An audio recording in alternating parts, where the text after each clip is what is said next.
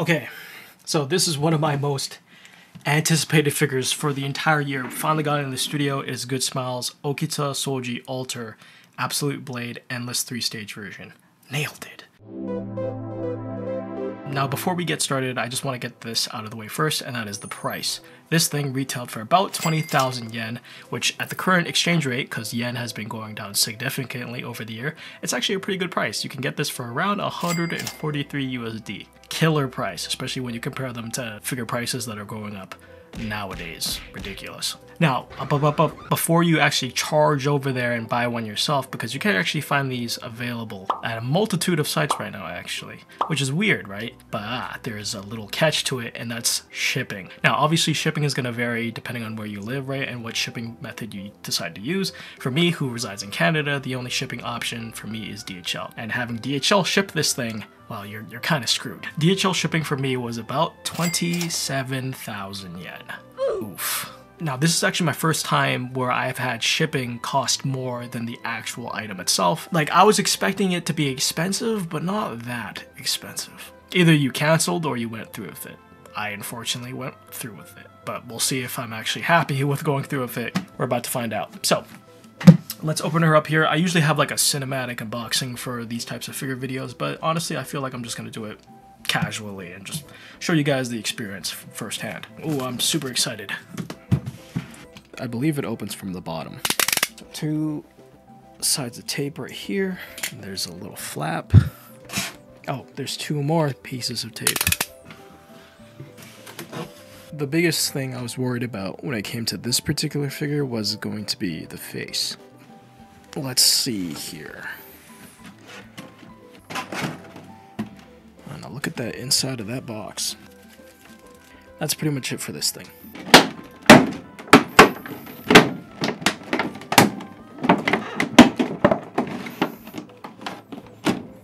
I was about to say, I was wondering why it was taking so long to open it, but apparently it's got the wires, or the cable ties, or whatever you want to call it. There's one here, another here.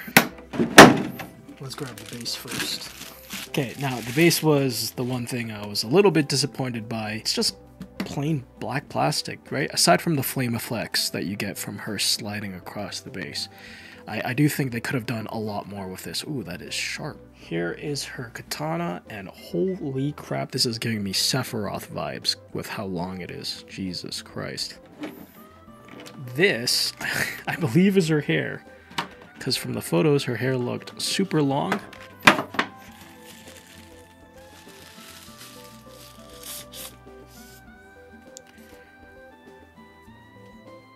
Okay, sick.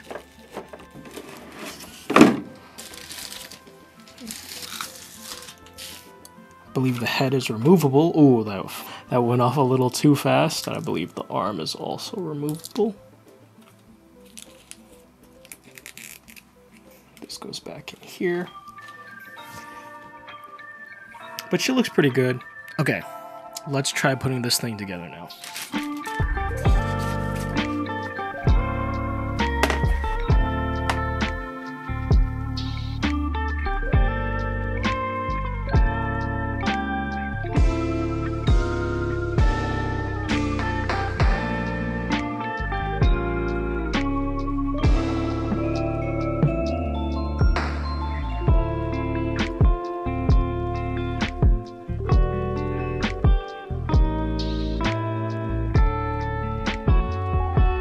I have to say Good Smile did a pretty damn good job on this particular figure here. Paint job is solid.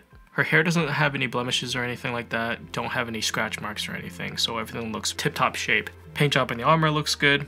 The armor itself is decently detailed, and the face sculpt is on point. That was probably my biggest fear for the figure, is her face, but like, you know, it's Good Smile. They know how to do their faces properly. It's a very sick figure. In terms of the pose, it is based off of her Noble Phantasm in-game, which is also named Absolute Blade Endless 3 Stages. I think that's what it's translated to. I could be wrong though. It also has one of my favorite voice lines in the entire game.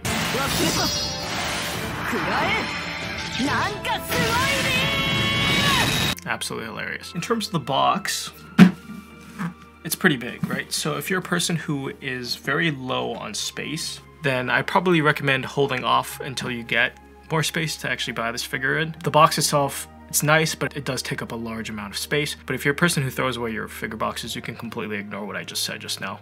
I'm only saying that for people who like to keep their figure boxes like me. In terms of assembly, she's very easy to put together. You have a peg hole underneath each of her feet that goes in correspondingly into the pegs on the base. Then you remove her right arm from her shoulder so you can slide in the hairpiece, because one of the pieces does have to go in between her arm. Put on the hairpiece, slide it in the back of her head, reattach the arm, and then take off the right hand piece, and then you can put the sword in together. It detaches at the hilt. Put both ends in each side of her hand, and then you can plop the hand back on. The biggest thing about the assembly is make sure you have the orientation properly. It even says that in the instructions, because I'm going to assume if you don't have it orientated properly, the sword does block a large amount of her face, which is probably my other nitpick about this figure, is that the sword, I feel like the sword's a little bit too close to her face. It makes it hard to film and photograph her at some really sick angles. That is if you want to show her face in the photo or video. When I first assembled her, the sword hilt was literally covering like half of her face right here, and it was a little bit jarring. I was like, I don't think that should look like that. So the second one is the base. Now I know a lot of people don't really care about the base, because at the end of the day, the figure is the most important thing, and I would agree with you right there. But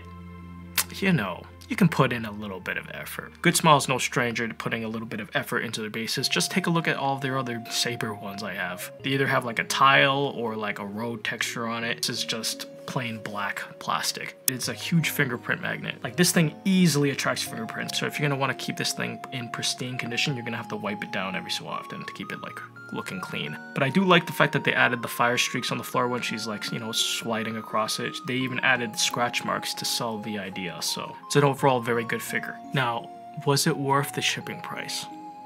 27,000 yen? Nah, definitely not. I don't think anything is worth giving 200 bucks over DHL. It's like ridiculous.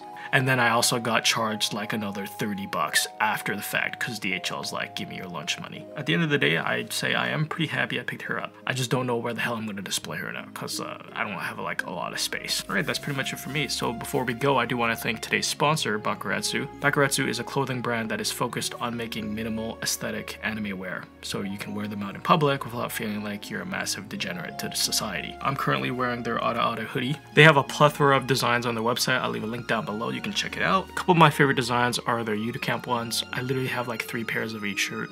I have a problem. So yeah, check them out. You can also use my coupon code for a small discount on your purchase. Alright, now if you excuse me, I have Ningguang in the back there, and I need to get opening her. So, I'll catch you guys in the next one. Peace. Special thanks to my patrons Saswat, Beast, Ralku, Zexy, Hentia, Fritz, Wandering Kitsune, ZZZ, Higeki, Rev, OP Magician, and Digital Next.